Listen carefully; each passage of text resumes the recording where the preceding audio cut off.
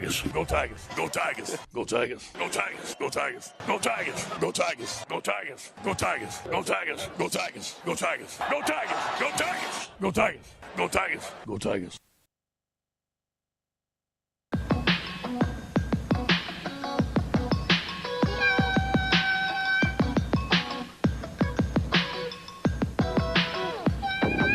Well, you know it is a thrill when you go downhill, 'cause you're riding on the mountain of your own free will, and you're zipping in a flash on a daring dash, down a waterfall so rapid that you go split splash. Splash Mountain!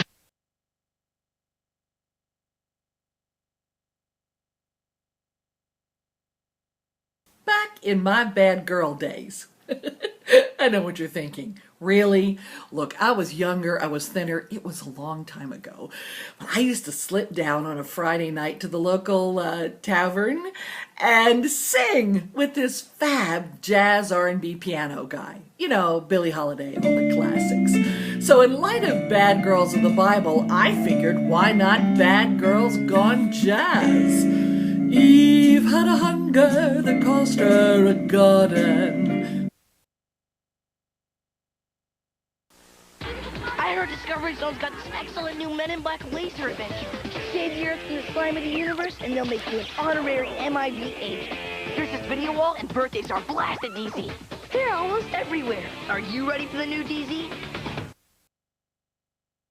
'Cause you frickin' fricks just can't ever be quenched. Your fantasies can't ever be quenched, can they? You frickin' fricks! When will you learn? When will you learn that your actions have consequences? You guys keep on asking for Sonic Adventure 3, and you're ruining the Sonic series. Hasn't it already suffered enough? こんにちは。ボンバットファミリーと私たちのライブ放送へようこそ。私たちはあなたの視聴とリスニングの喜びのための素晴らしいショーを持っています。今あなたのホストスコッティ・ジェイロとジェリー・ケーブルに Stay Bombad を楽しんで覚えておいてください。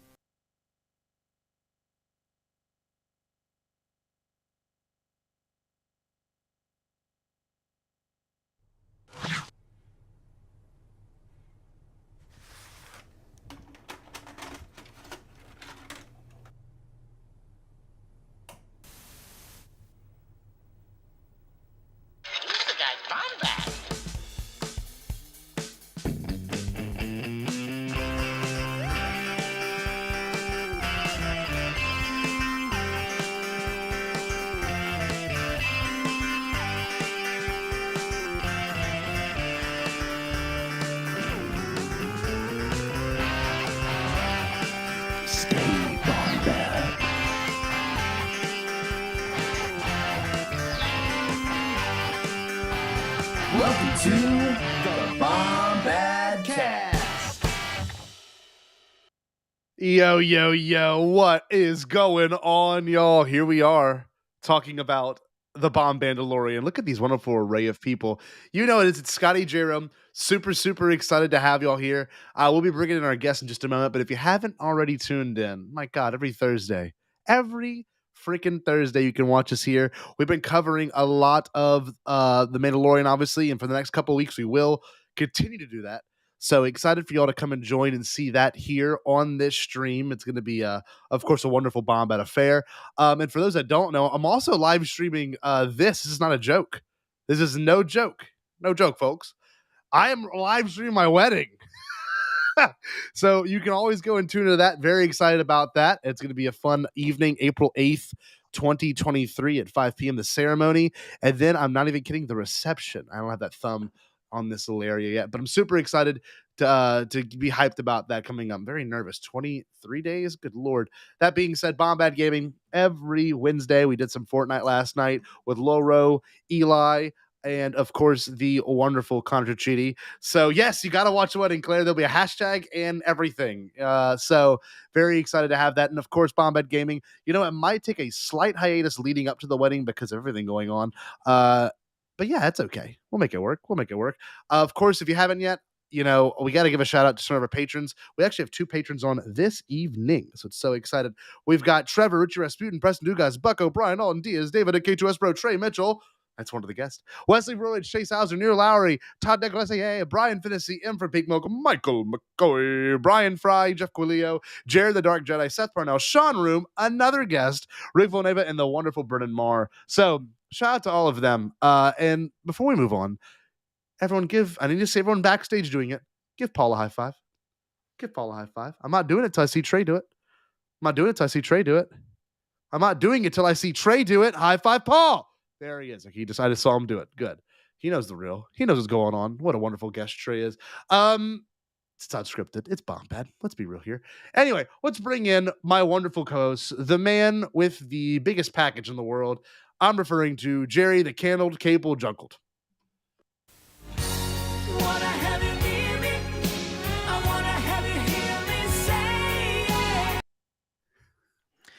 For comedy's sake, I hate that I didn't have like just a giant parcel in my hands or something, like something. I did do a quick scan around the room, nothing, but no, yes, it is true. Yeah. This man has a huge package. Anyway, how's it going, Scotty? How you doing, buddy? I'm doing great, bud. How are you? You doing okay? I'm okay.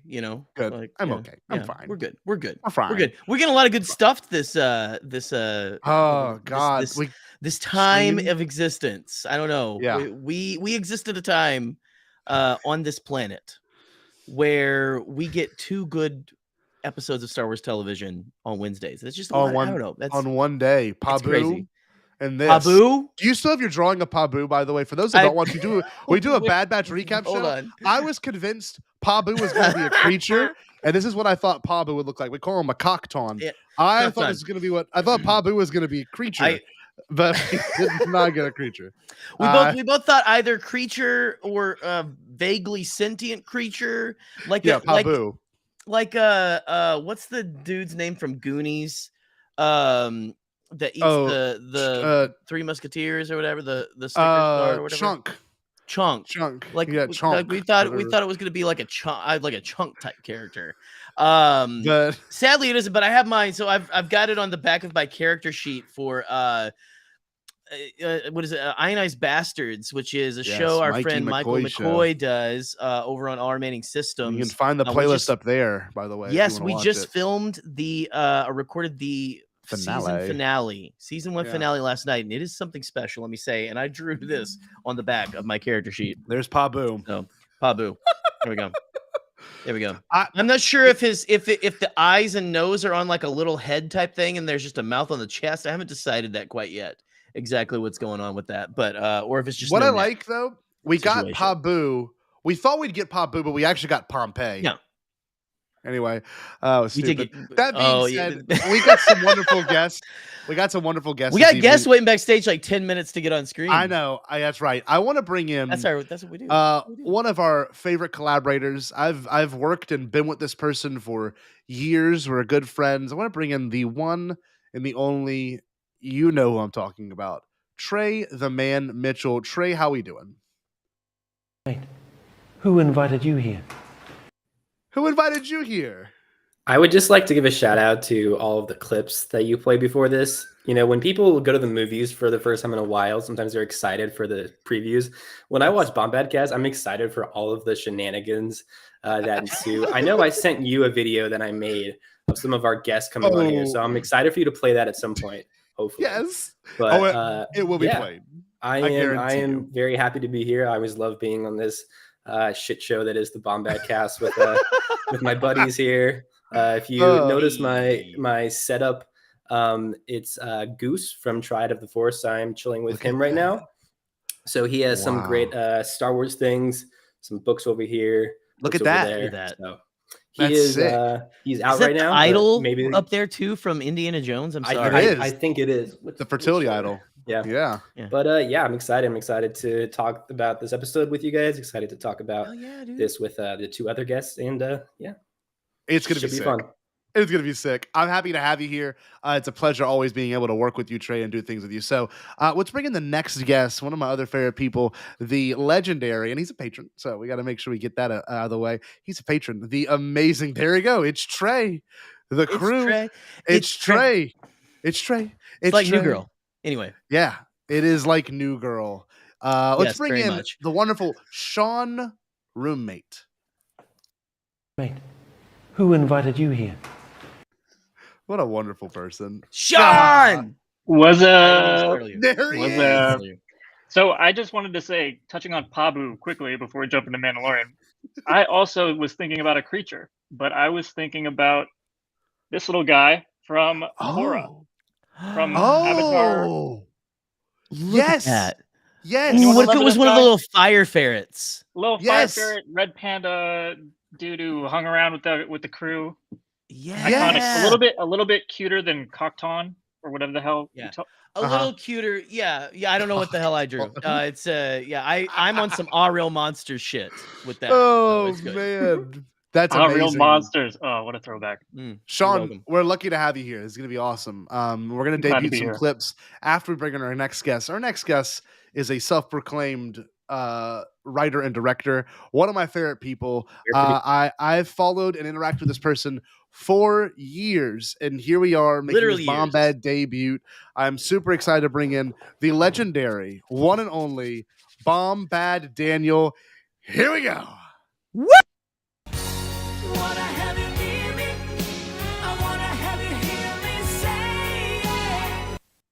He popped up the studio the second I clicked that. He legitimately he popped up the studio. Tell him, hey, can one of y'all message him and say, just come in over the phone? Because the phone worked. Can he call in? He should be. Hey guys, I'm gonna try I think he just messaged. Yeah, he just messaged us. That you listen, and he will be on. He will be on. But that was I love when life. I love when life has the best comedic timing, man. Like that was perfect. Holy shit. But he will be back. Bombad Daniel will be back. That was almost like we're teasing the audience, frankly. That's right. Like it was literally you played the clip. People want to see Bombad Bombad Daniel so badly, then we're making him wait longer and longer. So when he does make his debut, it's going to be ever so sweet. Oh, it's going to be so awesome. Listen, George Lucas in the chat tonight actually talking about Dave Filoni's pipes. So before we keep going on, we have some new things when I debut. I'll do the first one, Jerry. Then we'll do one of the ones you made, and we'll do Oh shit! No, I'm not gonna lie. Wednesday. Are we get to the dumb one I made at 4 a.m? Wednesday we've been. Oh, not wrong thing. Wednesday we've been. Obviously we watched an episode. We watch an episode of Mando and we get inspired. But this is not a Mando related thing. We have been, praising our new lords. We are now a part of a bigger cult, a bigger thing. And there's a video that we got sent from an anonymous source. We don't know quite where it came from. The email was just a bunch of weird text, and I think the origin, it's like they gave us like a coordinates. The origin's from somewhere else, in like some sort of nether region. But remember, everyone, you must take a knee for Gyarados and Mazamita. You shall kneel before Mazamita and Gyarados.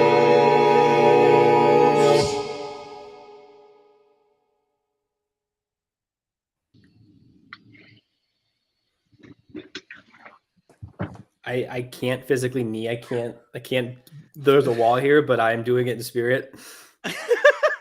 I'll salute. Trey's like hashtag I'm with you guys too. Yeah. I like how Sean is just a little bit lower. That was beautiful. Okay, good. Making sure we got out the way. All right. We got to do that. I don't know where that came from. We've got to do that. That literally came, from the nether regions of the dark web or something. Yes, I would imagine so. Hopefully we'll get some commentary from Bombad Daniel. He's re-entering the stream. He just texted us that. Make sure you put protection on, bud. But that being said, I think it's important that obviously we kind of go into what we're looking at. I want to say this though, before anything deeper. I think we should do plugs ahead of a time because a lot of people tune in at the beginning and then by the end they're like, okay, it's getting late, whatever. So for people that don't know you, Trey, can you give us a little bit more about yourself and where to find you and what you do, bud? Yeah, so I have a movie podcast. It's called Mile High Cinema. I do it once a week. Talk about movies. Last week I did this week I did an Oscars recap. So do that once a week. Bill and I have a Star Wars podcast, Skywalking Through the League. We haven't done it in a while, but I have that. And that if I talk about Star Wars and sports online. So I'm on Twitter at the Traynator. Saying that name out loud. I created that when I was 12. It's always tough. It's always tough saying that out loud. But that is my Twitter handle. That is I. I feel you, dude. My Instagram is Scotty McCotty123, and you got to imagine it's still that. I haven't changed since 2011, and that when I was like 16 years old, and all my students are like, "What is that name?" And I'm like, "Man." I was at a This is basketball not game Ass once. Blaster or anything like that, like you count your blessings. I mean, come on. I was at a basketball game once, and someone went up to me and they were like, "Hey, you're the Traynator, right?" And I was like, I want to freaking die. Just hearing that out loud is the worst. But that is my handle. It is who I am, and yeah. Oh, it's brilliant, fantastic! I'm so happy to have you here, Sean. I want to hear about you, dude. What we got going on? Well, you can find me on Twitter at RoomSean, Instagram at ShroomE, and not quite the Traynator, but ShroomE. I would get approached all throughout college asking if I sold mushrooms. Oh my God! Not my speed, no judgment, but it's just I would get approached all the time at random parties and stuff. But yeah, I also host a Star Wars podcast called Boga's Cantina. We are on a little bit of a hiatus while we're figuring some stuff out, but you can check us out on Twitter or Instagram or wherever you get podcasts. We're over there as well. Fantastic. Well, I'm glad to have you here. Obviously, make sure you go check out Boga's Cantina. I want to try to bring in Bombad Daniel, but it looks like it's frozen again. Let's see. Bombad Daniel, are you here? No, it doesn't look like it. We'll make it work. Oh wait. Hold up. Oh, wait a minute. He's there. But can we hear him? Bombad Daniel. Everybody in the chat just know that he is real. He's there. You can see him. Everyone in the chat right now, clap your hands. Clap your hands if you believe Bombad Daniel is real. Clap your hands.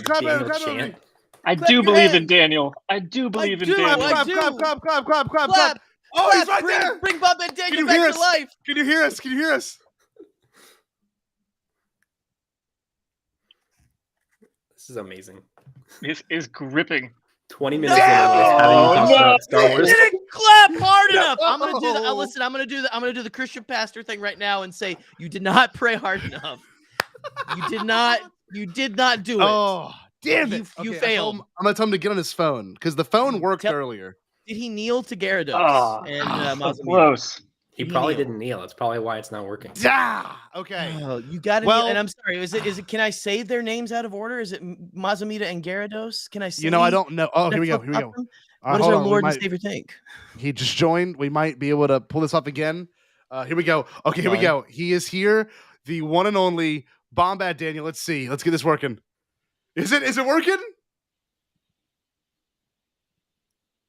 We can't hear him clapping. I can't hear him.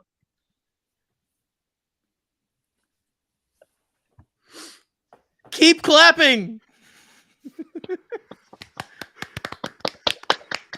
We got it. We can see you. We just can't hear you. It's been 20 minutes. We haven't talked a single thing about this damn episode.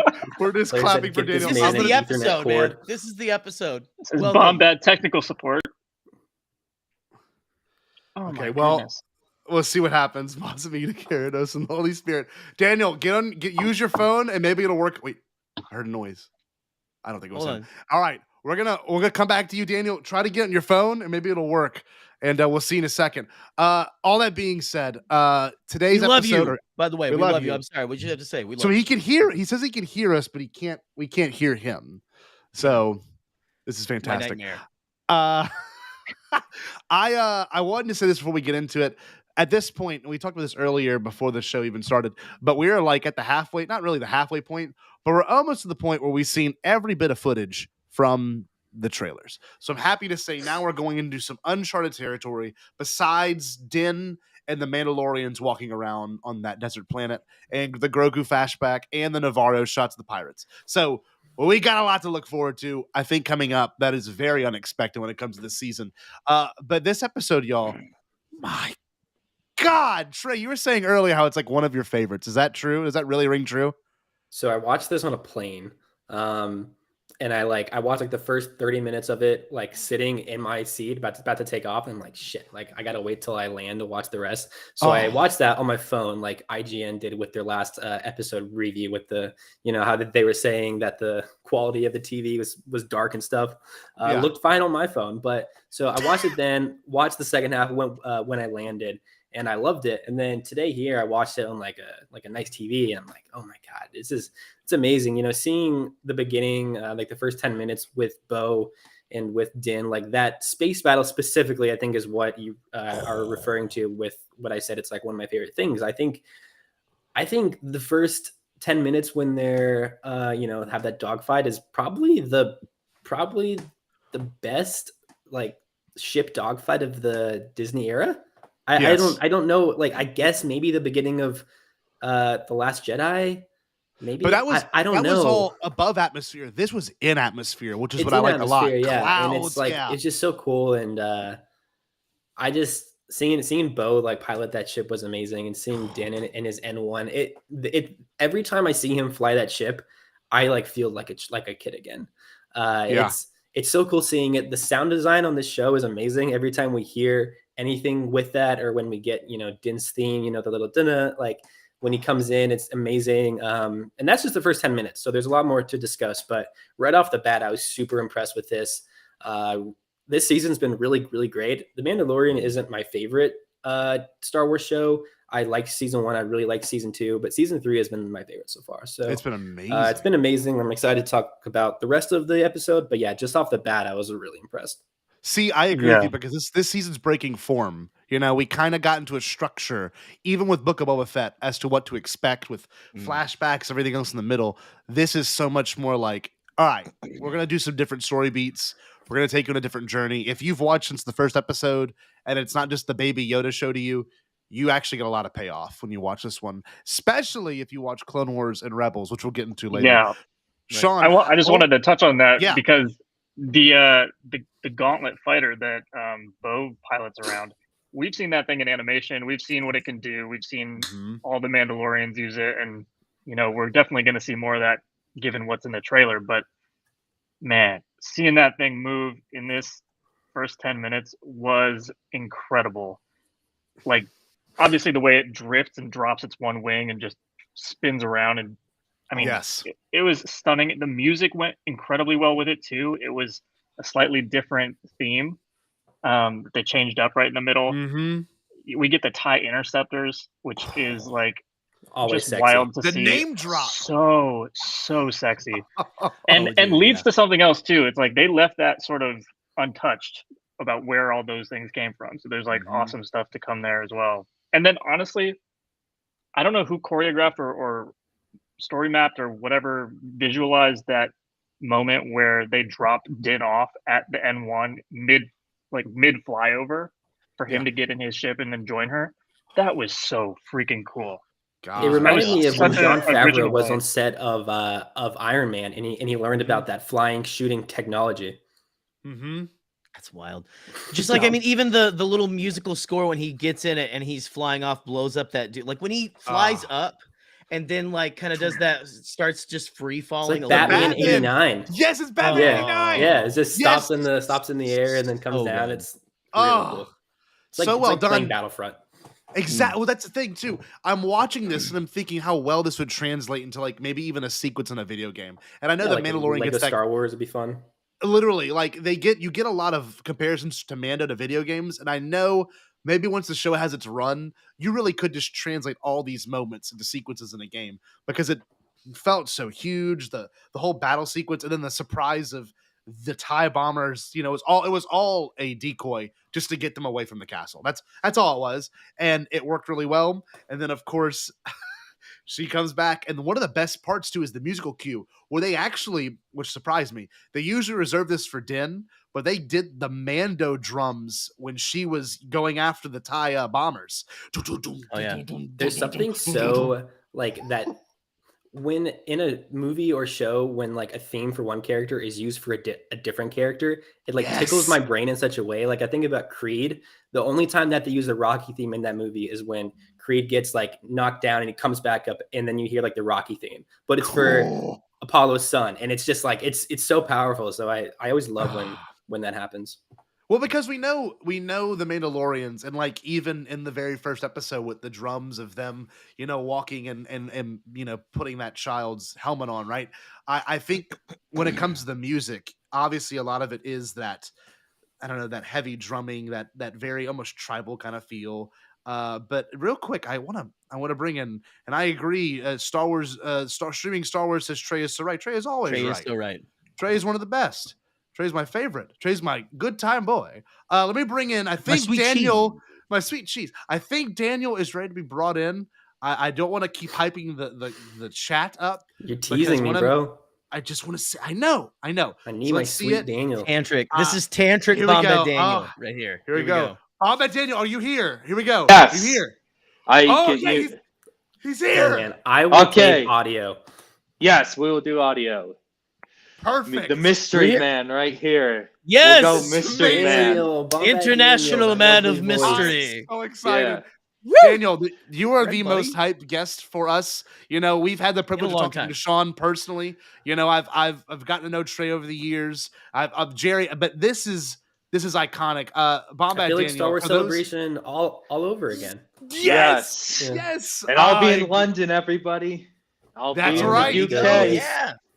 So for those that don't see, look, visualize this stud right here. See that stud right I'm next the to guy Trey? in that fancy shirt next to Trey. Yes, Heck, Roosevelt's, right? Denver Roosevelt's? boys, right? Obi-Wan and Maul. Obi-Wan and Maul, yeah. So you're just getting a black screen of me. That's right fine. now. Perfect. You are getting the screen of blackness of the Jedi Yes, Master sir. Daniel 96 and Bombad Daniel. So Daniel speaks from the void. We've got a clip we made I guess we didn't make it. Our boy Trey made this. And this one is one. It's a combination of me, Jared, you, Bombad Daniel. Who else is in this one? Bill isn't Bill for a second.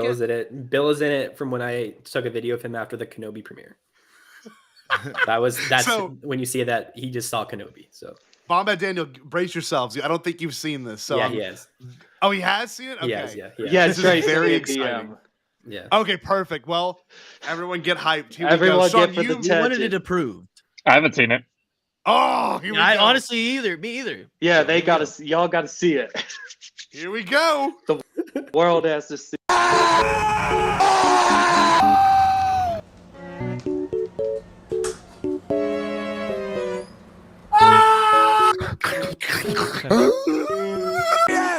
We got it! Hit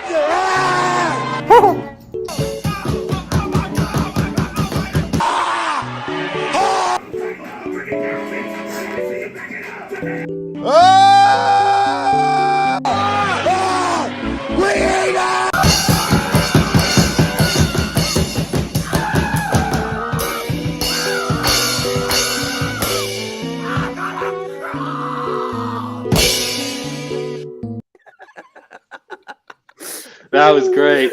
That clip could be used to exorcise demons in like a really loving way, or possess it's someone. Cinema. That could put a demon in somebody. Actually, if I saw that playing at like a fancy art Christ compels museum in a room by itself, I would believe it. That's it. You wouldn't know what to do. Yes. Look at this. That's like those were all the TIE pilots trying to get not get blasted by Din and Bo there. Buck with my favorite takes. Who was in the Green Lantern shirt? Mad props. That was Jared, I think. Buck is the biggest Green Lantern fan that I know. There's a lot of Buck loves some DC. That's awesome. Maybe we'll do a conversation. Yeah. Oh yeah, Connor's in it too. Connor's. Should we debut our next clip? Should we tie in our next clip? So let's go for it, because we could go into our conversation about this is relevant. It is relevant. It's the Bombad cinematic universe. Yes, that's right, baby. And you're directing it, Daniel. You're directing it. All right, I'll be the Kevin Feige of it all. Yes, Daniel is our Kevin Feige. BCU, Daniel. Daniel, You're my like I obviously have my own Twitter thing that I do. I don't know what we call it, but I really appreciate. You love Tony Gilroy. You love his work on the Phantom Menace, on Kenobi. Tony did a lot of people are to Star Wars. Tony Gilroy's done so much for this company. Daniel, can you explain to us the director writer thing? Because I love this. Oh yeah, I would love to make something Star Wars. Hell yeah! Yeah, that's a thing. We'll make a Star Wars project. We will push the boundaries further. Haley Steinfeld will be the damn main if I have anything to do with it. Is that right? Oh yeah, and then Dude Bros will complain it's woke.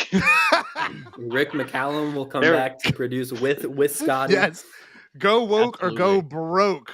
We gotta have Haley Steinfeld. We got to. Yeah. This next clip is a secret. This has been close to the chest. Maybe Sean's seen it. No, Sean, have you seen this one either? Okay. I think Sean, I know what one it is. Sean's seen this one. I don't think Bombad Daniel has. No one else on the internet has. We've always joked how our boy Connor Chichiti reminds us and looks like Dr. Pershing. Yes. I have actual proof of this. Are you ready, chat? Chat from the episode. Yeah. Put a P in the chat if you're ready to see this clip. Just type a P. We got to know you're there. Pushing P. Pushing P. Pin Pershing. Pushing Pin Pershing. There we go. See some more. Look at Sean. Sean's even on the stream. He's like, I'll put it in. Sean's all about it. Sean's all about that life. We got to see the P because you know who we want? Here we go. There we go. We're trying to give the people what they need. That's right. We'll make you worship. They don't know what they're missing. That's right. P. All right, here we go. Phonetic P's in there. This is the best. This is our boy Connor Chichiti in the newest episode of his name Connor Chichiti. Here we go. Here's his huge debut on his solo episode. This is it. Congratulations on making it into the program. Thank you. Have you been in Coruscant long? No. Well, I think you will find it a very lovely city. You must be sure to visit the Sky Dome Botanical Gardens. The mysis blossoms are in full bloom, and oh my, are they something to see. Go birds! You cut it off before he says neat. Wait, the worst part is here I am as a middle school teacher. You know what? I do my job. I'm good at my job. But I'm like damn it. Sitting, the kids are about to come in from recess, and I'm on my iMovie on my phone, and I'm like, God, why isn't this lining up? And I'm like editing it to send to Jerry. I'm like, this is just so embarrassing. But great. How do you think I felt making that Scream video? I mean, that's a good edit though. Mine was very crude. Mine was very, very crude. But man, that's all you need. It makes that adds to it though. That adds to it the does. comedy. It does. It really does. It truly does. There's some authenticity there. Yes, Daniel. Oh, and guys, Tech is my Star Wars. You do look like Tech from the bad. Yes, you do. I totally see that. We you could follow me on Twitter. For everyone watching this, hey guys, everyone follow me on Twitter, DanRS87, Instagram, JMD96, and subscribe to my YouTube channel, Jedi Master Daniel. The king right there. Oh, he's gone. He just left. Oh just left. Literal mic drop. God, he stopped throwing stuff on the screen when he's here. He just dropped his links. He's back. He's back. Oh, here we go. Good. Okay, I don't know what happens. Yeah, so okay. redo. Yeah, you're good. Yeah, I'm good now. Okay. At the beginning, but please continue. Yeah, so I'll repeat that. Yeah, so Twitter, DanRS87, Instagram, JMD96_YT, YouTube, Jedi Master Daniel 96. So Legend. For anyone watching. There he is. Yes. What a king. Yep. What a stud. That's me. If you are a member of the If you're a member of the Bombadcast Patreon, that's a prerequisite. You have to go follow Bombad Daniel if you're not already. Sean, I hate to let you know, I know if you are or not, but you need to get on that. Oh, I am get on for sure. So to lead in, obviously we have a very exciting episode with Connor, especially. I don't want to be this guy, but I'm gonna be this guy. I will just go ahead and say it. I loved Andor. I always do this. I feel bad because I really liked Andor. We do this every episode. I love Andor. I love I'm gonna let you finish, but fantastic. It's beautiful. It's beautiful, and it was great. It was a masterpiece. Huge, but really big ships. But I get it. Coruscant was the background to that show. It wasn't the main focus. Whereas when you watch this episode of Mandalorian, the whole idea is that Pershing is in this new environment, and it is Coruscant. And the shots, oh my God, they did the Revenge of the Sith, same exact shot between the same buildings. They even did the opera scene shot. Like, oh, I know it's fan service. I know it wasn't necessary, but how cool was it to be back? And it felt triumphant again. It didn't feel like this weird monolithic, you could almost say kind of dark, just very what's Gothic almost, that kind of brutalist architecture. You got to see it in its pure prequel form. Who else was like? Well, Cloud9. I saw that shot. Yeah, I saw that shot, or the two shots, one of the Opera House, and then when we see Katie O'Brien walking up the steps, it was right back to back, just like they did in Revenge of the Sith.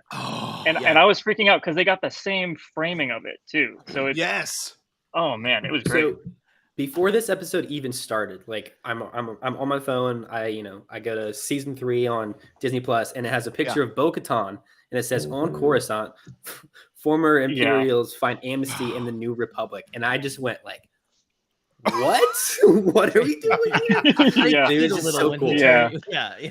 God, what a good moment, dude. When the Opera House pops up, when the Opera House, and then whenever was it Umat Square or whatever? I forget, the Umat Park or whatever. The Monument Plaza.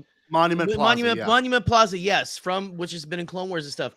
I made audible noises that are embarrassing for a human to admit that they've made in seeing these. Well, now you have to do them for us, Jerry. Was it? I can't honestly. It was really early in the morning, but it was something akin to I was like, it's like a weird. Neighbors. It was gas. It was a gasp. They probably thought that I was. They probably thought I was trying to do some autoerotic asphyxiation. You were there you go. That's what I was thinking about. I was like, oh man, that's the Opera House from Revenge of the Sith, and then it just brought me back to all that. Immediate, nerdgasm, chills, whatever you want to say. God, it was. It was a TED Talk. It was a genetics. It was literally a TED Talk, and it was so nice well to done. see that that's not just an opera house. It's the Madison Square Garden. Yes, of it's MSG. Coruscant. And they gave us a cool fact: 1 trillion people on Coruscant. I did not know that. That was a cool, interesting. That was a cool tidbit. There were a lot of background Orbesh signs and all sorts of goodies that, if you turn on the subtitles, Tong's Day, or we got a whole bunch of really weird. God bless Tong's references Day. and Bendu Day. The Bendu Day, exactly. Oh, but that Monument Plaza thing, that location, it's also been in the High Republic and some of the other. It was in Light of the Jedi.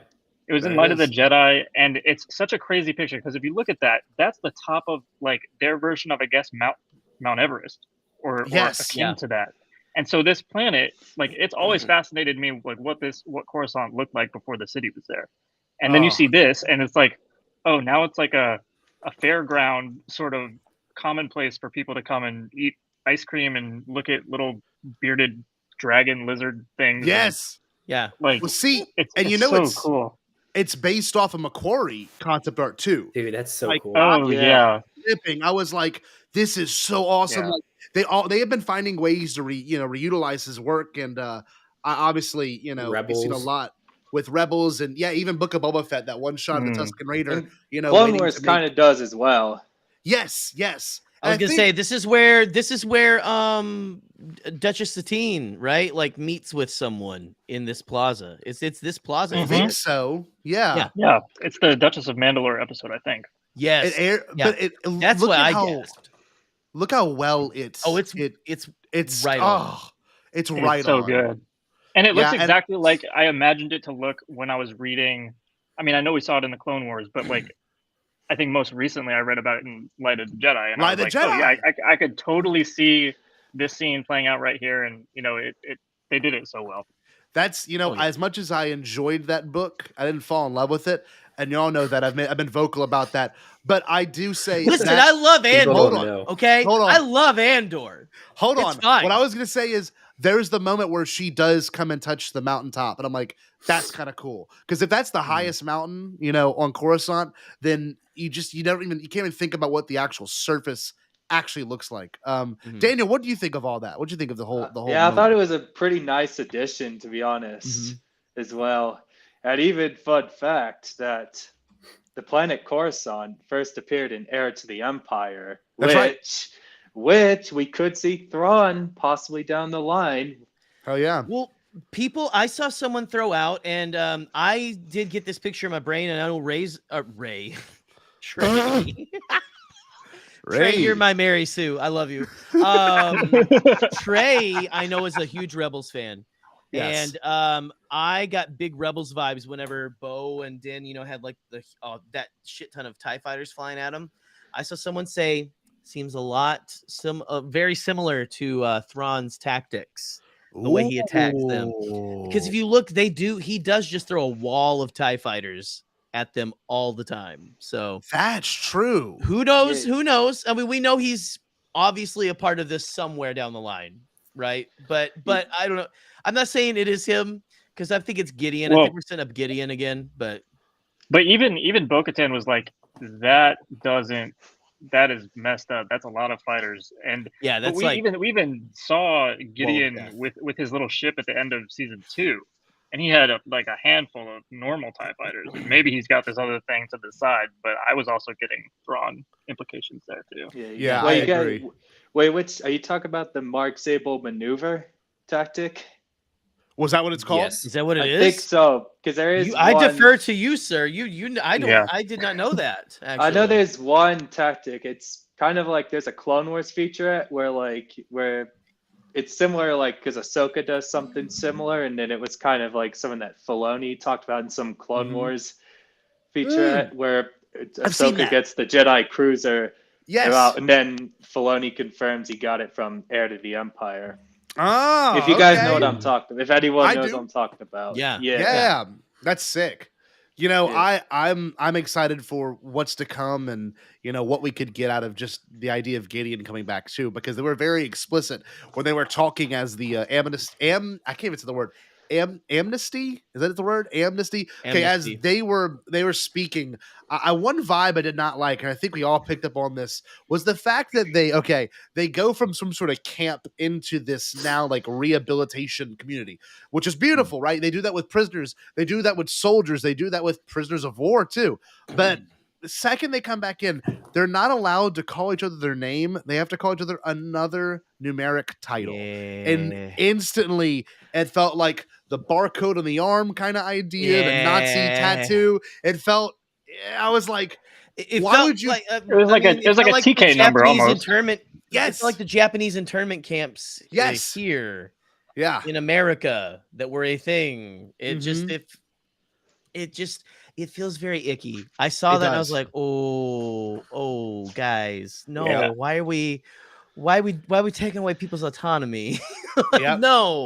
No. It's just the New Republic is starting to. They want you to see the cracks in the veneer, right? Because ultimately, down the line, we know what happens. Well, I sort of thought it was interesting as well, because when they're sitting around there having their little spotchkas of whatever. That was cool. I love those. Like glowing lemonade. Exactly, with maybe a little something extra in it. They also introduced themselves as those numbers, even when they're not in their workplace, which is I don't know if that means anything, or if that is sort of insinuating that these people have just been, maybe they were stormtroopers before and they had a number before then, so that they're programmed to think of themselves like that as well. But I'm surprised they didn't do what maybe it's the clones often did, which is I'll call you guys amongst us, we'll use our nicknames. Now, Sean, that is such a good point. I was going to say that, because you even got clones who were given a number, but they want to identify with something else. These people were given a number, then given another number, and still the only time you see two of those characters identify as their real selves is when they're back on an Imperial Star Cruiser. There's something really thematic about that. You can't, that person that you were, unfortunately you always are. And I kind of want to bring this up too, because, okay, I don't know how many of y'all had like any sort of, problems of like losing weight or something, or like having to like break an addiction or something. But like the easiest way to get back into a habit is kind of like, giving yourself those opportunities to kind of let it come back to you, like just even small things like smoking, right? If you stand around someone smoking, like you might want to be like, oh, I want a cigarette, right? The part where they're talking about what they missed, and what they miss is the food. I was like, that's kind of scary, because y'all know this, even as kids, there's something so important about like the sensory memory you have. And like, brief example, like I know I like my sister. I grew up in a lot of hospitals because my sister was, very sickly child. She had a lot of surgeries growing up when I was a kid. So like, I went back to that hospital, like 2 or 3 years ago, just to be able to walk around, and like the scent and the experience just went boom right back at me. Now, that whole part with the biscuits, that is nothing but that. That was so manipulative and evil. Just be like, yeah, I miss these biscuits. She's like, oh, you miss these biscuits? I will put you right back where you were. I will put you right back in that moment. Well, it's like when you meet up with a buddy from high school or something, and you're reminiscing on the crap cafeteria food you ate growing up, and it's like, oh yeah, I remember those hamburger patties that looked like the surface of the moon. Like those were rancid. And then but it creates that sense of like comfort that you have. And so I think she was totally, I mean, Katie O'Brien's character is clearly like super duper ISB. It's amazing. Was being so manipulative. Do you guys? But she's incredible, by the way. They're an incredible actor. Amazing. Wait, I have a question. I forget what you guys think. Do you think Katie O'Brien's character, Elia Kane, do you think she's a double agent? Like she double crosses Perrin? Okay. I don't know, just like at the end, and like when they kind of manipulate, like when they put him in that thing. Do you think Katie O'Brien actually took advantage of him? Oh, 100%. Yeah. Oh, yeah. She fries his brain like the old commercials where they talk about what drugs would do to your brain and fried an egg in it. This actually does that. Not anyway. She went board gullet on him. Yeah, she did. Yeah. See, it was not cool. There was that moment where, and I know Favreau said it about season 2, where you see the seeds of the First Order, and the one cool part too about that whole conversation was when they mentioned Gideon. All the guys were like, Gideon? Oh my God. I heard he was, he was judged by the war tribunal. I heard he escaped, and then he's like, what? She goes, I don't want to talk about him anymore. Like, yeah, you do. Like, yeah, you do. You're still, I think she's, full-fledged over the moon with that guy, right? Yeah. But Daniel, I want to bring that up too. And we can talk about this later or now, I don't care. I don't understand why she went that route with him. What was y'all's, I guess, reasoning behind it? Because I think the Empire could use him. Did they just want to erase that most recent experience? Like, what was that about? What do you think? So I feel like they took the equipment that they stole. Yes. At the end too. So I'm thinking that what they're trying to do is, maybe they have his research and everything. They just needed the tools to, I guess, complete what he was doing. Okay. Like they don't need like we have everything of your, like, because again, they were going to destroy they weren't going to destroy his research, were they? They were destroying some important research that he had found at his current job, which was also felt very icky on the New Republic's part. Frankly, it's like, you can't use some of this stuff like for good. Nope. Some of it a little bit. No, I mean, I realize anyway. But yeah, I'm wondering if it's that.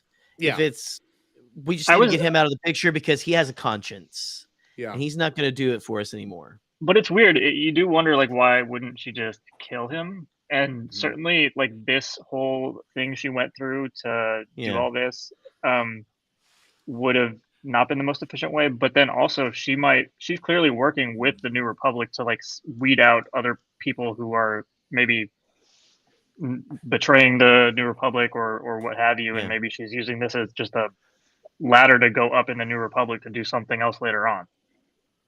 Possibly.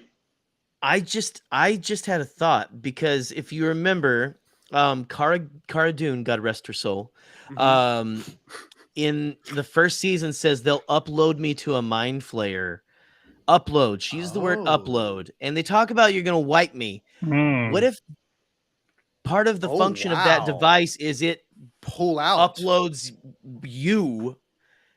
Your sentience or your brain, what you like, all of that information in your head into the machine. So then she can get that, and she doesn't get implicated for murder, and then take that back to Gideon and like, here, let's put this in a in a droid or something, you know? Wow. Yeah, I could totally see that happen. That's a great idea. Well, we haven't seen that in Star Wars either. How cool would that be to be able to take your consciousness and then put it in something you have to force it to work? Oh my God. Well, like maybe it's more pliable, more manipulate. You can manipulate it easier. Yes, or something sure. Well, you know, I don't know. Wow. But I thought that was when that's like a season 1 pull, when they're like, he's like, this is a mind flayer, and that I love. Interesting. I love the Mon Calamari who's like, oh.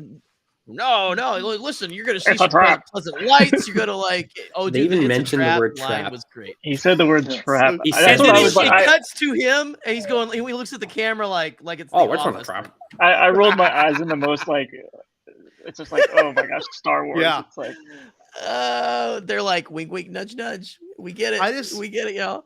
I just love how it feels, especially to me, like when you see a scene like that, and there's something that actors do that are subtle. And the one moment, I don't know if I can't even do it. I don't have the strong enough jawline. Katie O'Brien, hot. Number one. Number two, there's one part where she like kind of does the Kubrick, and I'll do my best version of it. Y'all have seen it in all the Kubrick movies. She does one of those. She does one of those. I've never seen that clip. I've never seen that. What? So watch my jaw real quick. She did one of these. I can't do it. I smiled. No, she somehow made her jaw, like the muscles in her jaw, or at least her teeth, like caused her jaw to do this. And I'm like, oh, it's crazy. Look, go back and watch that scene. It is so subtle. It is such a weird, I don't know, like very first ordery, you know, very, like, I think this is kind of not a tangent, but I think what they did with the sequels that was so well done is that the first order is ruthless, and you have to be the ruthless Imperial to kind of be among the ranks. Katie O'Brien, looking at that man, having tried to help this man find some sort of peace in his life, just turning up that dial. I was like, this is horrible. It's so high. Or even when they're getting arrested and she like walks out to step directly in front of him and stares in his face, and he's just like, he's like freaking out because he thinks they're both getting arrested. They only arrest him, and then she just stares him in the soul and is like, I got you. God. And like the way that he is laying on that table going, was it you? What is it? You trapped me, or what is it that he's saying? The line, if I'm not mistaken, was oh man, damn it, what was it? I can't remember it now. It was so traumatic. It was like she lied to me. No, I'm gonna have to look it up now. Damn it. Someone in the chat will be able to pull it up faster than we can. Did Trey leave? Trey's camera. Trey will be right back. Okay. Sorry, he said a private chat, but we don't do anything private on here. So, by the way, I want to say this. Where did I see it? Next week's episode, Scotty Holiday. For those that don't know, Scotty Holiday and probably Andy. I'm Andy so excited. From Rewatch. Yes, very excited. Daniel, what did you think of that whole transaction, that whole moment? How'd you feel about it? The Katie O'Brien one? Yeah, just her whole essence, her vibe. I didn't really kind of pay attention as you did. I think you had a better catch than me, to be honest. Okay. But I think you could point out the first order thing. Mm-hmm. And maybe there is something, because Jon Favreau did confirm before the show even debuted that we would get the First Order origins at some point. Yes. So there's proof Dave Filoni and Jon Favreau aren't overriding the sequels. No, that's right, dude. we are literally. I'm sorry to say it to all you little babies out there. We are riding the train directly to Raytown, and I am here. We're actually right now. We're on the train to Palpsville, and Snoke Junction, and I'm here for it. Yeah, I think God. we will see it at some point. And do you guys think? Do you think we could see some Bad Batch and Mandalorian connections, possibly? Maybe Mount Tantus. I mean, today we've got well, yeah, you might get the Tantus thing, but like we are like at least on similar ideas of like cloning and how the Empire kind of controlled cloning, and now the cloning the fact that cloning is outlawed feels very right-wing Christian to me. Of the New Republic.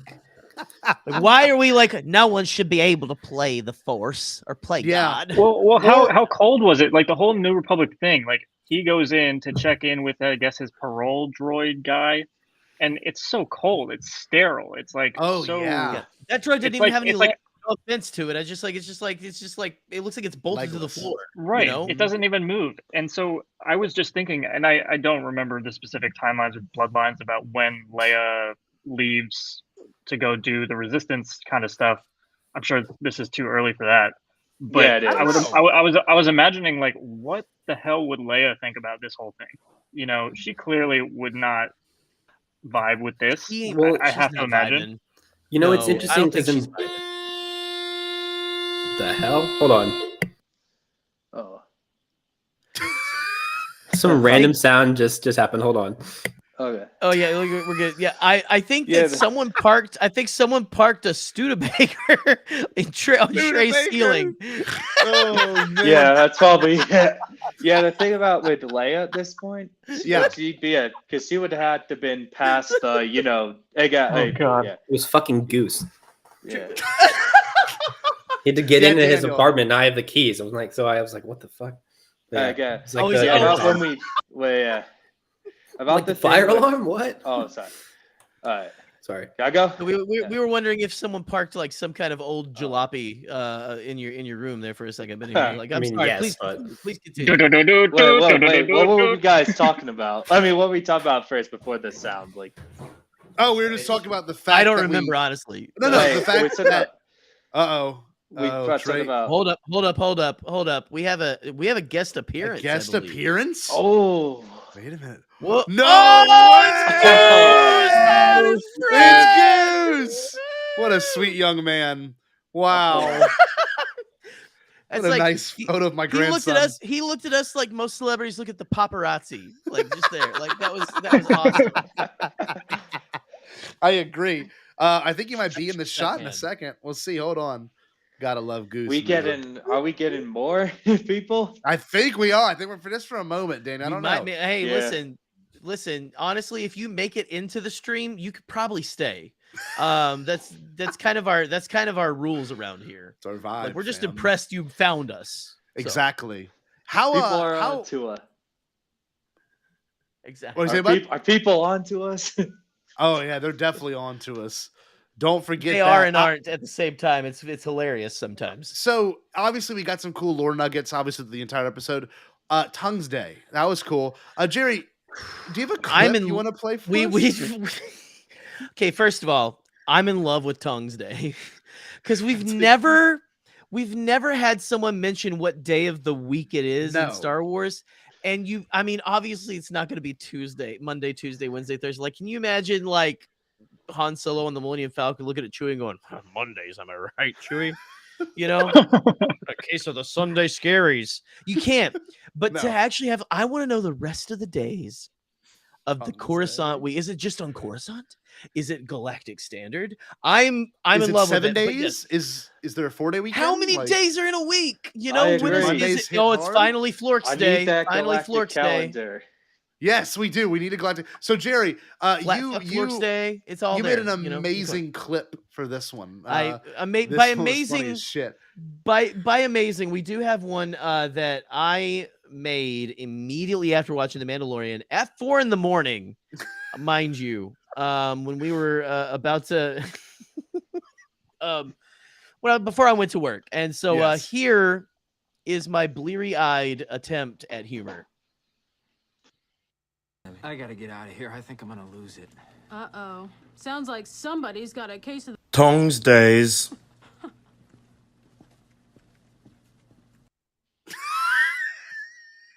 So stupid. Good Lord. Vocals by me, by the way. Yeah, you're welcome. You're welcome. That's what my voice sounds like at 4 a.m. So that's right. Ian, I like this. Ian said, I thought it was a Sith cultist who cloned Palps and then made Snoke. Do you think they'll retcon that? I don't think there'll be any retcons, but I do think there's the man. There's my but friends. I do think there's my sweet. I'm not the man. I'm a man. Oh my God! There'll be some context. Let's actually bring Goose. Goose, what did you think of this most recent episode, bud?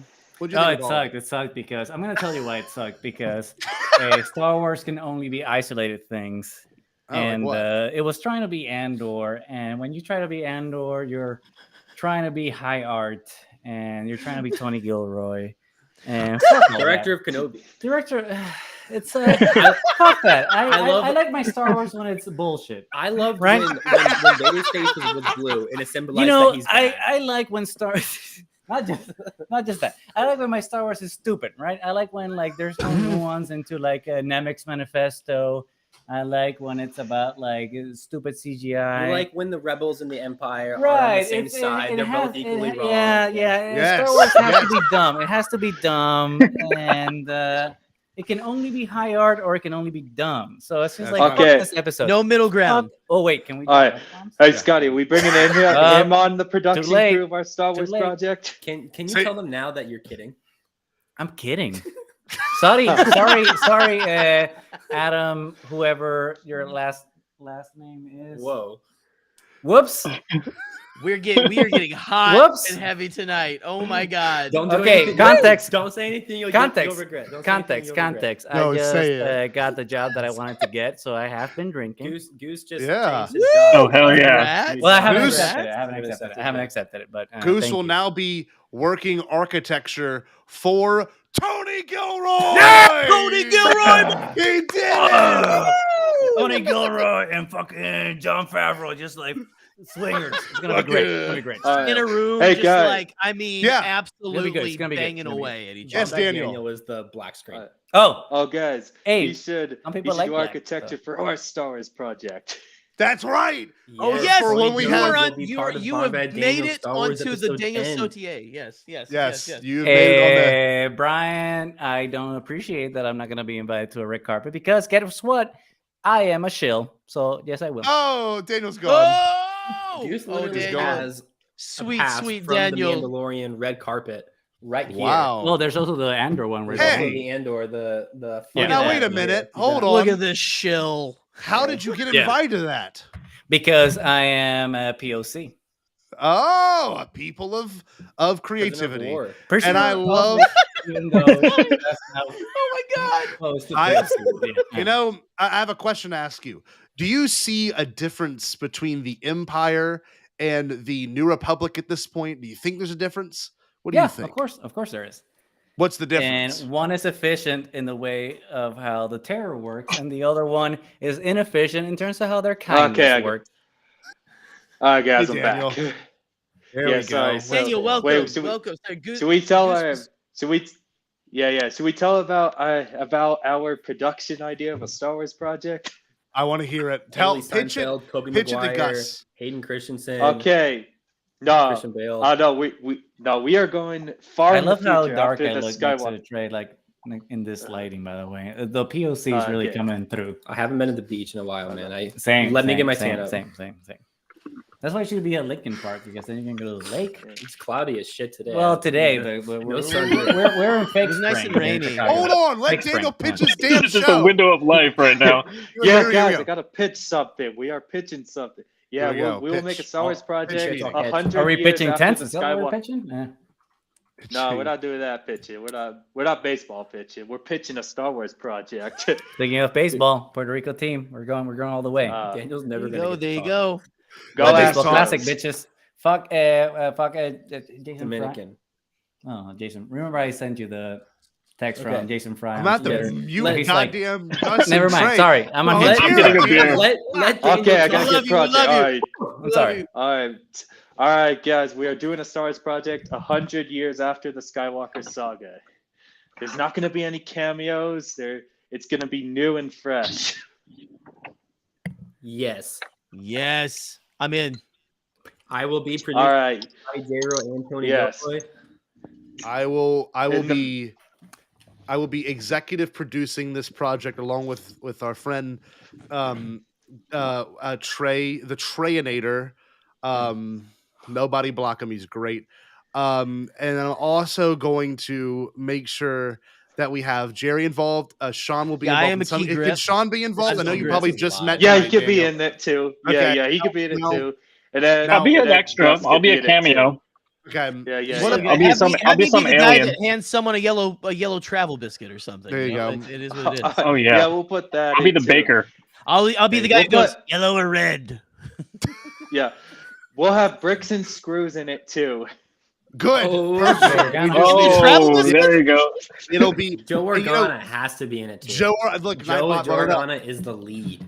Joe Organa. I've does heard something. that the reason that the Acolyte needs a intimacy coordinator is Because because Joe- Joe Organa's going to Joe be and Scotty are there. Yeah. Joe and Yeah. Scotty Yeah. are cameo. Yes. Nice. Yes. I'm not going to name sources, but that's what I heard. Yeah. Wow, that's Oh. fantastic. That's you got your finger on the pulse too. That's right. And it's not just the booze talking. Not Let's just be honest. We have the thumb of trust where it should be. Firmly. Everyone put your thumb up. It is firmly in our there. trust. Circle your thumb. Daniel, put your Circle In your the thumb. void. In the Daniel, we void. gotta see your thumb. You can't see it, I'm but in the Daniel is void. doing his thumb exactly like Yeah, it. I'm doing it in the Wait, that was void. good, the touche Now wait. design. You Don't gotta do one make of me these. come out. And thumb of trust. Yeah, I'll put it in my mouth. I hope Hey. Eli's having a solid night. Eli? Okay. Shout I out was so Eli. disappointed when I saw that. Shout out to Eli. had, like non Shout out to our boy. to shout out We to my can't mention baby that. Eli. Wait, Oh, is there Oh, anything else sorry. we need to cover with the episode, or did we come out with everything? Jared, Did I've heard we that. cover? Yeah, Let's talk about the end. Daniel is our new producer. Look at it. He's like, That's right. listen. Are we gonna talk about the show Guys, or keep not? talking What are we about- gonna do, guys? Yeah, I forgot. Are we out of things? Because we've already we covered. I just we wanted covered to say, like, on a serious note, I love when I love how the Mandalorian connects, especially this episode, with like the prequels, the sequels, the original trilogy. It really does a good job of like bringing all these things together. We have Coruscant, we have some sort of cloning that we're gonna get with probably Snoke and Palpatine. We have stuff that's probably coming with Thrawn. So it's pretty exciting. I don't know what's going on here, but yeah. I'm excited. I really liked all this. Oh my god. And I have no issue with it cutting from Mandalorian because with like great shows, you don't always get the main character at all the time. With Better Call Saul, like Saul is like the co-lead in it. Jimmy. Right. We get great episodes with Mike, and like I can't even imagine that sort of discourse with that show. Like, oh my god, we got a whole episode dedicated to Mike. What the hell? It's called Better Call Saul. So I thought it was really cool, and it really broadened the Star Wars galaxy to me. It's cool seeing Coruscant post prequels, and I thought it was a really dope episode. Yeah. I disagree with you completely, though. You hate me. I think that it should have been Hosnian Prime. I think it was too predictable. I would like to see Hosnian I thought Prime. it was too predictable to be Coruscant. I thought But- it should have been like more pulpy. I thought that we should have just seen the Mandalorian all the time. We should have Something seen to be said. the first I words. would have liked to see Tony Gilroy. Tony Gilroy should have made like a cameo, like in the He's performance actually hall. one of just the like people. Papa Noida, like George Lucas. Yes. Like in Yeah. Revenge of the Sith. They had the Tony Gilroy opera. should have done the They same should thing. have painted Tony Gilroy purple, put him in there just to break like the fourth wall and go. Stay like that. I don't really like this shit. Yeah, anyway. no, you know I this don't like episode Star Wars, sucked. This right? episode I hate sucked. Star Wars. See, I'm glad Star Wars is dead. I do Oh, y'all want to. canceled. That's right. There we go. Cancel it. Get rid of it. I do. Who says all the really- energy of someone peeing on the grave of Star Wars right now? Love So it. so I'm what so I upset like. it's still alive. I really liked this part. I like how temporary the New Republic building was. Did anyone else get that vibe? With Yeah. just like the Bro, it's like, they it's just like put up a banner. it's like the what's the Halloween store? Spirit of Halloween. That's what it felt like. It was like Spirit- Oh, right wow. up here. Spirit You're, Halloween, it's just a banner. We got it here. And it's only one side. Every not time a two mattress sides. store closes, they're gonna open Yes. up a New Republic recruiting office in it. Like It felt very like, seasonal. Like Halloween. we're not gonna be here very long. No, it did. Yeah. And you know, I gotta play the clip one more time. I don't know if Goose has seen it. There is one clip we kind of premiered earlier. You know, so do you Gus, do you think Connor and Chichiti, of course, and Mr. Dr. Pershing look alike? Do you think they look alike? No, I think Connor's much more handsome. Here we go. Well, this will make you horny.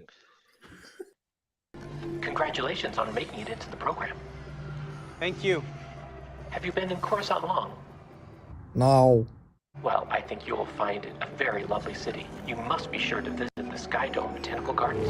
The mysis blossoms are in full bloom, and oh my, are they something to see.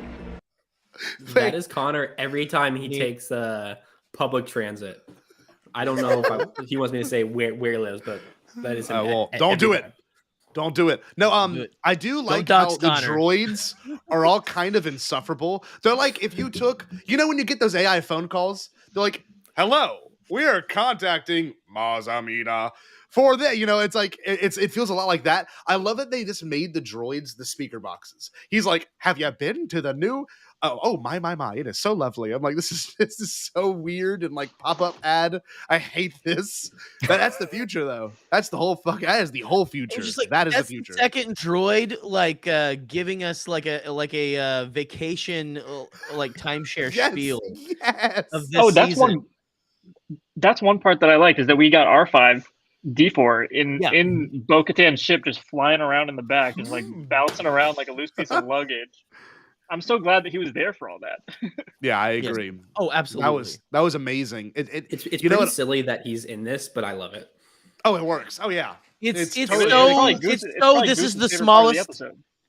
This is the smallest galaxy you've ever seen. The complaint that people say, but I don't care. I don't care. I want R5D4 to be with Bo-Katan. I just can't believe that I just said that sentence. That's a real thing that happened. Like playing Lego Star Wars. It's like having like the 7 characters that you can cycle through, and just like having him as the token droid. Did y'all notice? It's only a small galaxy, at least from what I've seen in season 3 and season 2. It's only a small galaxy when it needs to be small, because otherwise it really isn't. It's it's like the connections are happening when the story calls for it. So it's really like we're not connecting every single person in all the Mandoverse, all the Star Wars verse, whatever you want to say. It's really happening when it's appropriate for the story. And that's fun. Exactly. Like, we don't want everything to be disconnected, because then it's just like, okay, well, we're not really having that fun in terms of like canon. So it's just it's appropriate enough. Oh, we just got a private chat. Actually, we just got a DM here. I think that Gus, you just got hired as production designer on Daniel's I just got here. Project. I just got here. Work effortless. You just got here, and we are loving it. Hey, using that POC to your advantage. Okay. Well, some people would say that I'm using it to my advantage. Other people would say I'm a shill. It depends on the accounts that I've blocked. So. Interesting. So my cousin Troy sent me this. I think it's interesting, but there's the part where Din says this is the way to Bo. Then Bo said this is the way. I don't know if y'all noticed Grogu, but I'm going to play this clip real quick. This is actually really interesting. Check this out. He said. Spoilers for episode 3, but I missed this the first time and I just caught it. I would invite you in for a feast, but I'm guessing that helmet isn't coming off again. This is the way. This is the way.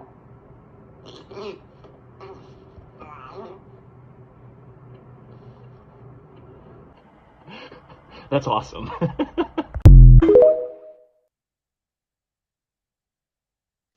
What do we think? Is that real? Is that real? I don't think that's real. I don't want to be the I don't want to be the a-hole. Very edited. Go watch I don't want to be the a-hole, but I have nephews, and when they were that age, 50? They were just pooping. Oh. 50? What? Yeah, But I mean, there's something that's real. Go watch it when we're done with this. I think he's Sean doesn't believe me. Look at Sean. I don't believe that. I have to go watch it again. Typical. It's not that we don't believe you. It's that we don't believe I'm a telling TikToker you, with a mustache. Kenobi. No, I don't believe Scotty. Hold on. So if we're power ranking things that we think Grogu's potential first words are going to be, it has to be. This is the way. Is probably it, right? Or dad. Like, what do we think? I mean, he's like Cat. 55 years old, so know, he's kind of delayed, but I think it's Stay Bombad. It's got to be. Oh yeah, I was about to say that. I like that more. I was about to we say that. We need to get a AI and just have like a Yoda voice that just says "Stay Bombad." Stay Bombad. Stay Bombad. It should just his first words. Grogu's first words should just be "I have spoken." Oh my god! Oh, that might actually be sad. Daniel Too on the nose. Daniel's adding a lot of really great things to this. Daniel knows his stuff. Yeah, Daniel does know his stuff. Okay, I was about to think. Yeah, why do you think he'll speak backwards like Yoda? I don't think so. I know Yaddle doesn't, so no. Well, they Yeah, said. that's Well, he even said, "Did you know?" Luke was talking to Grogu in that scene where he goes, "He spoke in riddles." Do you know anyone? Riddles a book recently too, right? There was a book recently where they Ferric. That'll be dope. Voodoo. They said there was a book recently where I think I think it was that High Republic book where Yaddle was in, where she said that like, oh, he talks like that because his master he had, his master like taught him and spoke like that. It's a tribute to that master. Well, why don't I have Gus's accent then? I don't understand.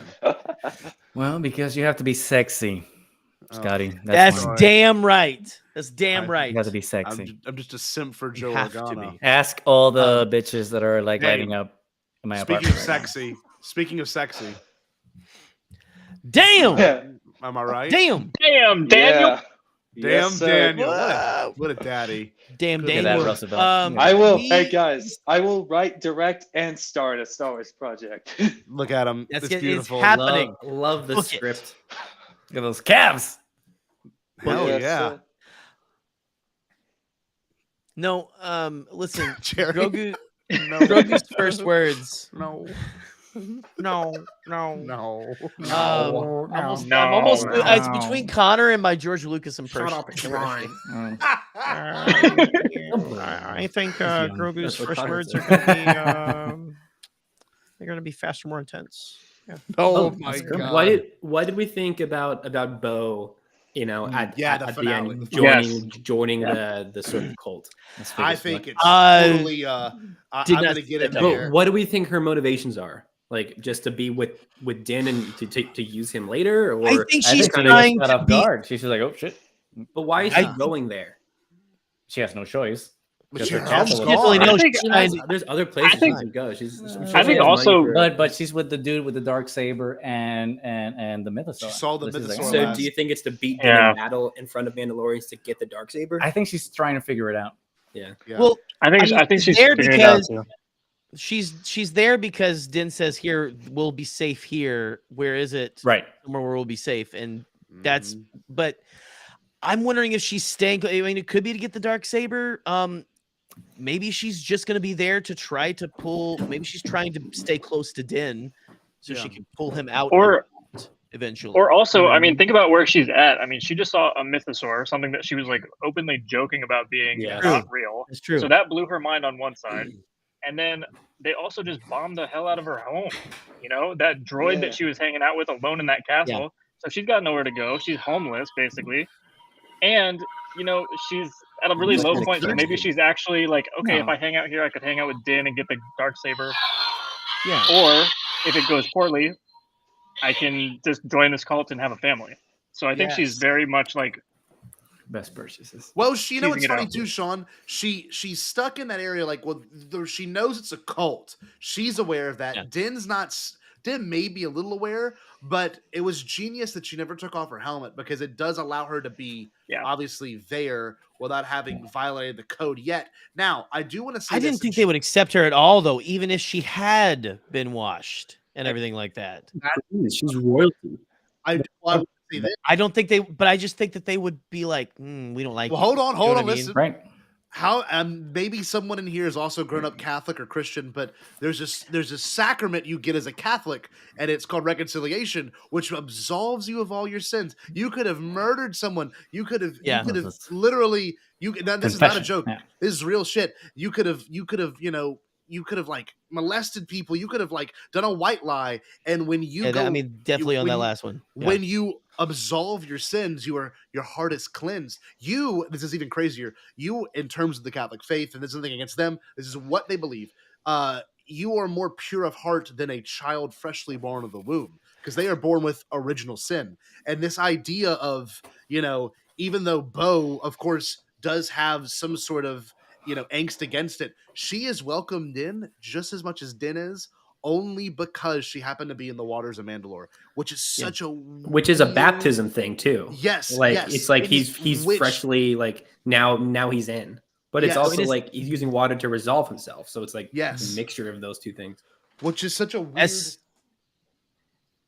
It's weird because they're gonna have to balance this story out with like simultaneously, hopefully, showing us that cults are not great, but also that like you can find your family and build your family, and that. Yeah, there you go. I agree, Sean. Well, because she left. Go ahead. I was gonna say she made this choice to arrive there, and obviously you can see the tension between Bo and Paz, very palpable. Well, I was waiting for their interaction, which we might get in the next episode, because he's out there like kind of throwing the rock and everything. But listen, the children of the it was ridiculous. The Children of the Watch have been giving me, again, I've been talking about my religious trauma all season so far and everything. All since the show started, dude. Well, yeah, basically. But no, the whole like the way they're like, you're absolutely right. That's a Protestant thing too. If you're if you're baptized and you come out, you're basically just like a baby at that point. And all that kind of stuff. You've done no wrong. You're perfectly innocent. The way they're like patting her on the shoulder, like I was right after like someone decided to get baptized, or hey, they call you up and like, hey, let's go to the church. So-and-so wants to get baptized. I've baptized people actually when I was a pastor and stuff back in the day. Yeah, right. Yeah, Pastor Jerry. Absolutely. Pastor Jerry. I have, and by the way, I do have a license to be a minister, able to spoilers. But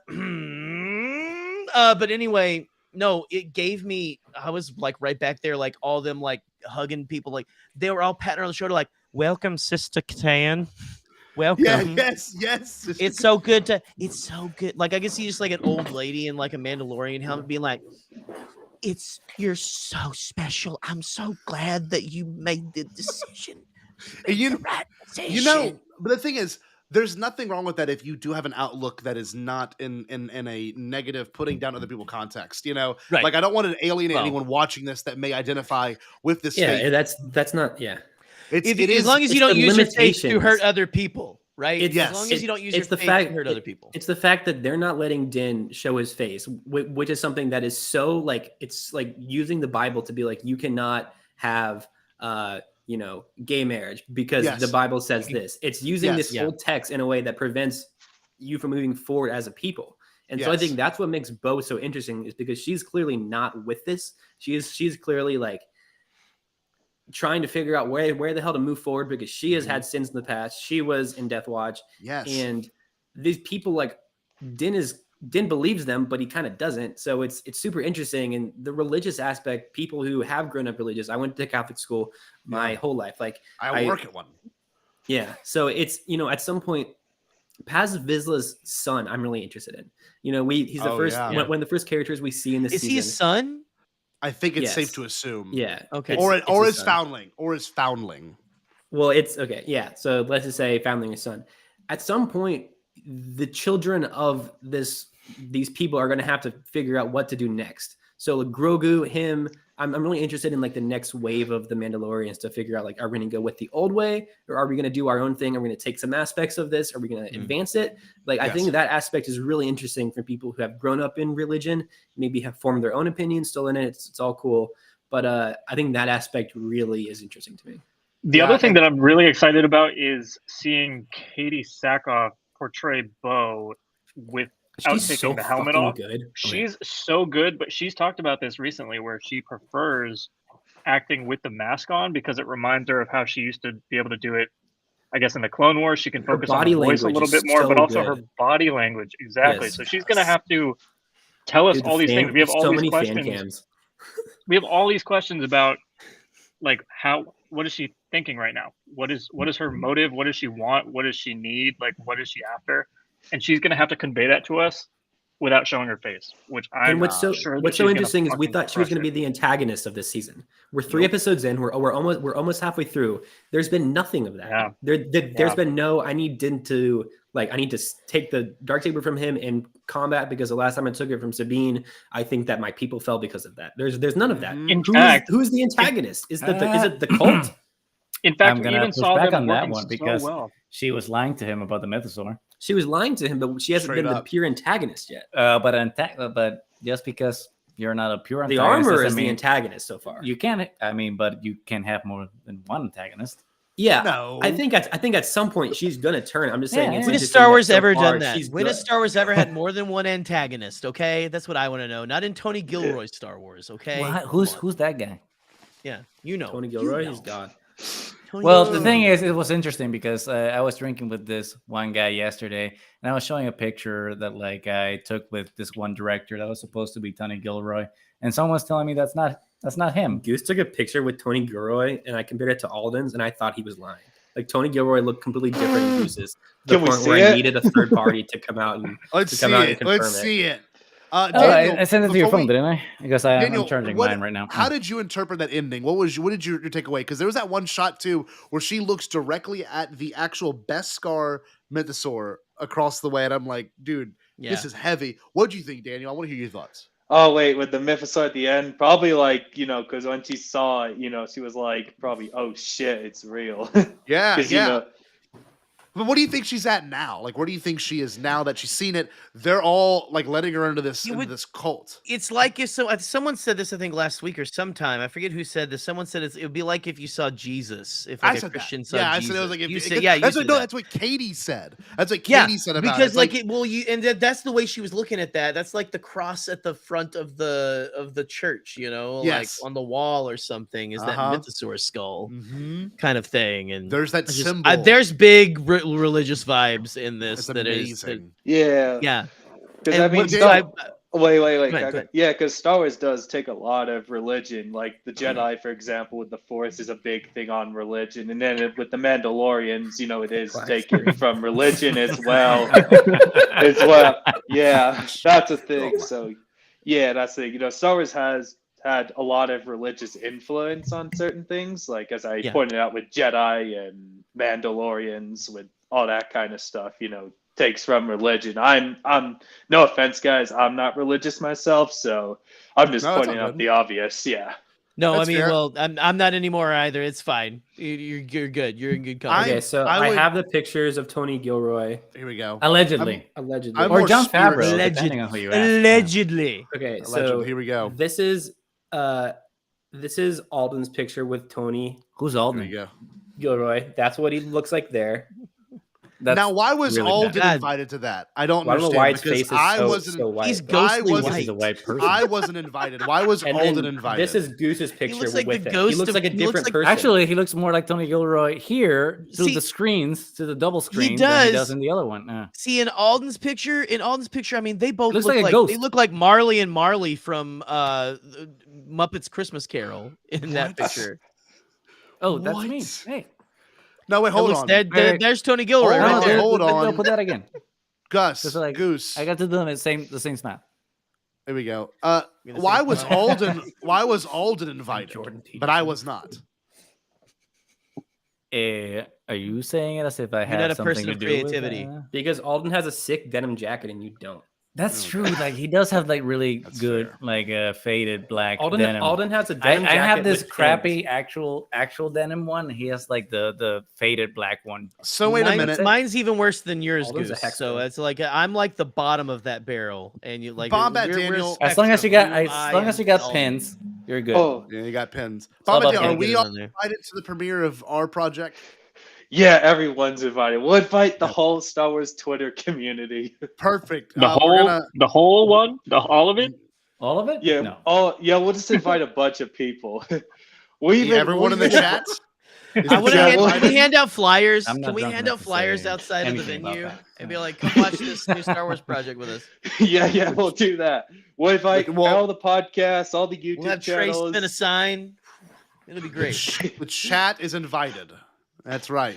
Yeah, we'll I- even we'll invite someone that has like 10 subscribers. Perfect. Good. Wonderful. So I guess we should wrap up soon. Before we leave, we gotta make sure we take a knee for Mazzarina and Gyarados. I know we haven't done it in a minute, so make sure we do that. Everyone, Daniel, even though you're in the void, you have to also take a knee. Here we go. Take All a right, knee. taking a knee. You're taking a knee. Here we go. You shall kneel before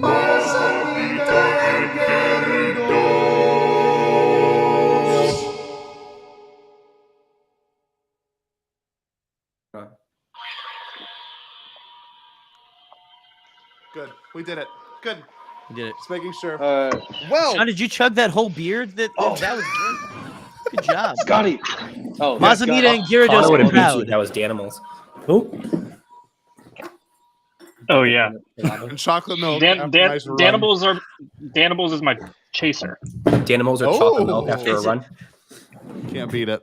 God, I love y'all. I love that we did this evening. I guess Fun, you know, real quick, what's next? I'm thinking we're gonna get the last shots from the trailer. And Dave, for those who don't know, Dave Filoni is directing this next episode. Or I don't know if he's writing it, but let's think of the last time. 30 minutes. Let's think of the last time Dave did that. We got I would say one of the greatest episodes or greatest anything in Star Wars. So I'm not saying it's gonna happen again, but I do say kind of go in with some excitement. I think he's solely responsible for the Grogu backstory in some capacity. So maybe we'll get a flashback, maybe not. I don't know. We also talked about before we started about how the last season, at least, all the trailer shots were in the front half of the season. So if that goes, which is what I would put good money on it. Yeah. That after this next episode, we will have seen everything, and then we get 4 episodes of brand new. And even now, we've used almost all of it. Yes, literally. So who's excited? Are we ready? Who's pumped? Yeah. Oh, and also, Scotty, check the private message quick. Oh, let me see. Oh, okay. Let me find that photo real quick. Daniel, if you can message it to me on Twitter, I'll pull it up much faster. Some people may not have seen this either. This is a wonderful compilation put together by Trey. After this, we're gonna head out. Once Tony Gilroy. Oh.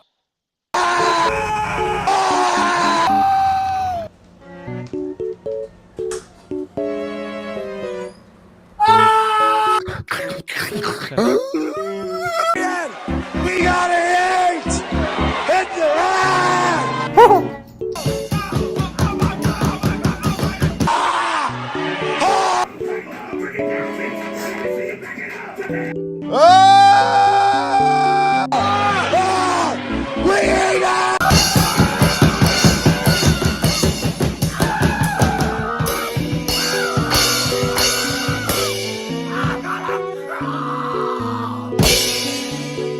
To show you what they're. I'm trying to find that photo, Daniel. I'm struggling.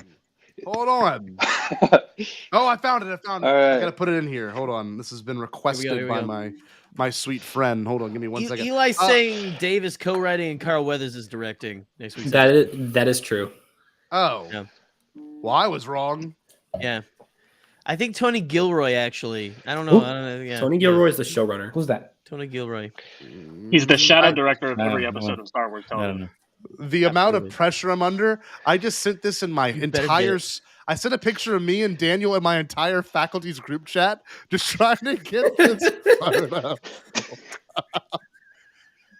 I was like, Daniel, we know you're a Star Wars guy. To get this goddamn photo pulled up, I sent this to my entire school. That's a picture. Just tell your faculty that's a picture of you and me. School.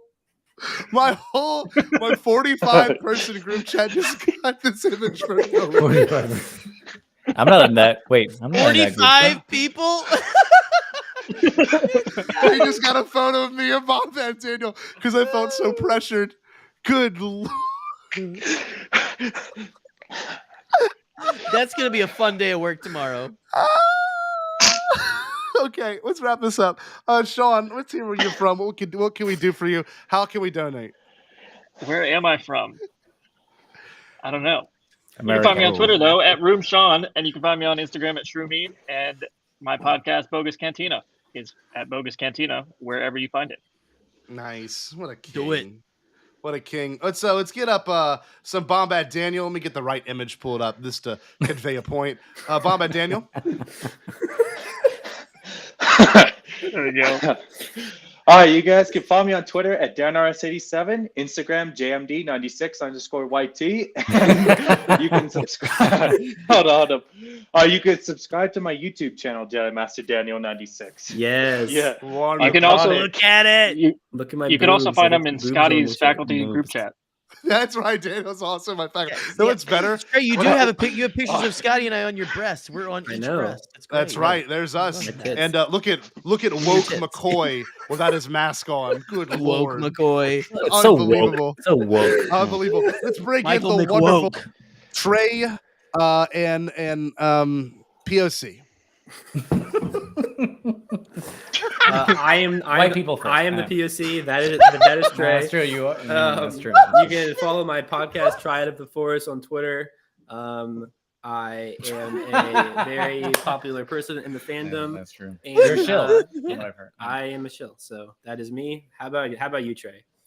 Well, like I wish I knew your shit as much as you know mine, but like I'm Trey, and you know, I'm a white guy on Twitter, so like I have more followers than the POC. Gary's dying. Good lord. John, you will have an opportunity to come back on probably sooner. Not than anyone else, but this person has the namesake, and I hope no one takes offense to this.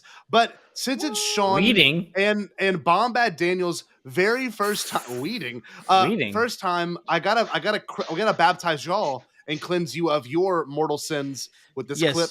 Welcome to the Bombad One and Only Club. You about This is your wake-up call. Time to reach, go for it all. Vulture stirs inside of me, and I know what I can be. Limit is the sky. Hey world, watch me fly. The best part of waking up is vultures in your cup. There he is. You have been baptized. Now, to do the honor of I'm our so classic- proud of you. You made the right decision.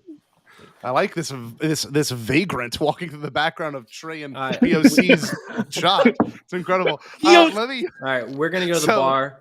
All right, We say will Bombad. See you guys later. Hold on, Stay you Bombad. gotta wait for Bombad Daniel to say Bombad. Hold on, Bombad Daniel, it's your time. Tell us to say Bombad. Here we go.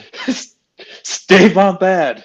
Oh, what we doing with comment? Stay Bombad. Duel. There we go. What a legend. Let's all stay Pasquale! Bombad, everyone. Yes, Pasquale, take us away. Did you say impossible? Pasquale? Only kidding, Jackie. I've changed my tune because I finally thought of a possible dream that we can all share. What is it? Pasquale? It's a dream about a world when nobody is poor or sick or hungry. Oh, now that's a dream we can make come true. I'm gonna make a change for once in my life. It's gonna feel real good. Gonna make a difference. Gonna make it right. As I point up the collar on my favorite winter coat, this wind is blowing my mind. I see the kids in the street with not enough to eat. Who am I to be blind, pretending not to see their need? A summer's disregard, a broken bottle top, and a one-man soul. They follow each other on the wind, you know, 'cause they got nowhere to go.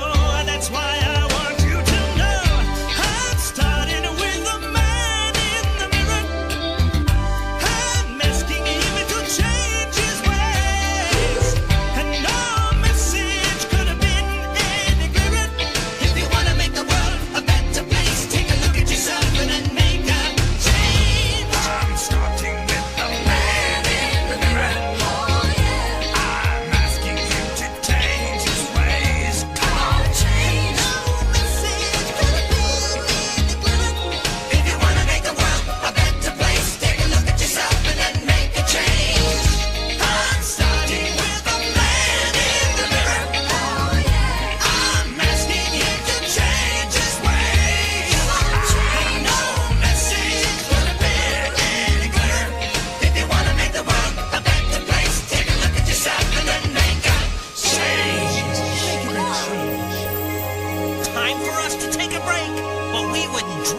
being gone for long. See you in a little bit. Well, funny you joined our wonderful friend Jared. We can plug this real quick when people are still watching. Oh, Jesus God. What a shock. Oh, Good no, I'm a Lord. man of my that word. is. So, Joker, People will die. what is this? What is this referring to? Tell us real quick before we close this thing This out. is referring to the fact that on April 10th, live on the Bombadcast, Scotty and I are going to war. It is time for me to take my vengeance upon J-Ro. Well, I can tell you this much. It's going to be 2 days after my wedding, and I don't even know who you are. So I know. happy to I say know. that. You're going to get married. And I I'm gonna don't make a even widow know out of who Katie you that are. quick. You're going to what? You're going to do what? I'm going to make a widow out of Katie in 2 days.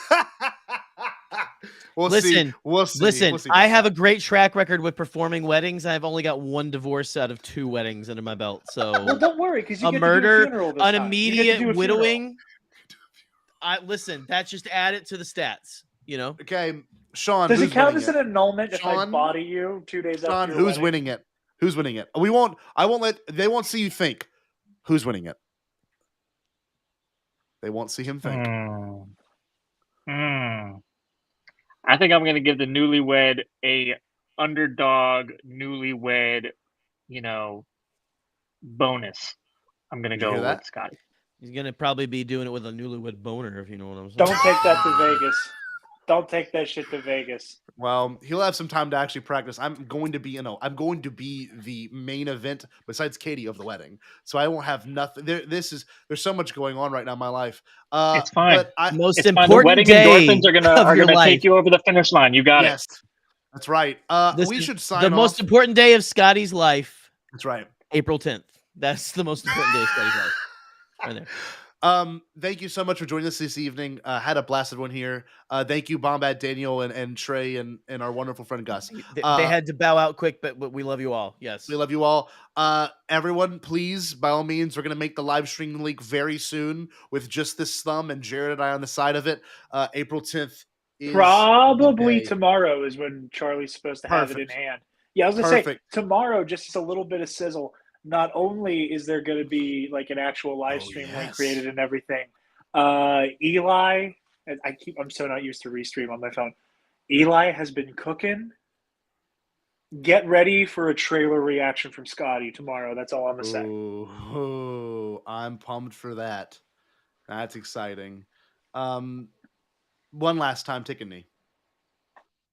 Shall kneel before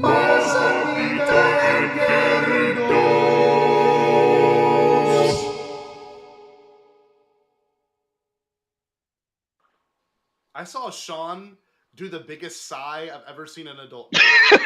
Naya, I was gonna say, to me, Naya. I'm an old man now. My knees can't do 3 kneelings in one stream, Jerry. Sean was literally like my 13-year-old student. Sean went. Yeah, I didn't push that watch. button. Sean, Don't Sean, you put Sean that went, on me, Sean. Sean did this. Watch. Sean did it. He went. I am 35. I am 35, and I am on my knees right now. Anyway, we love you all. Thank you everyone for coming. And remember, here's the day. I'll get it pulled back up. Save the date. It's a Monday evening, and it's going to be a wild Monday night trivia match. Tongs Day, April 10th. Tongs Day.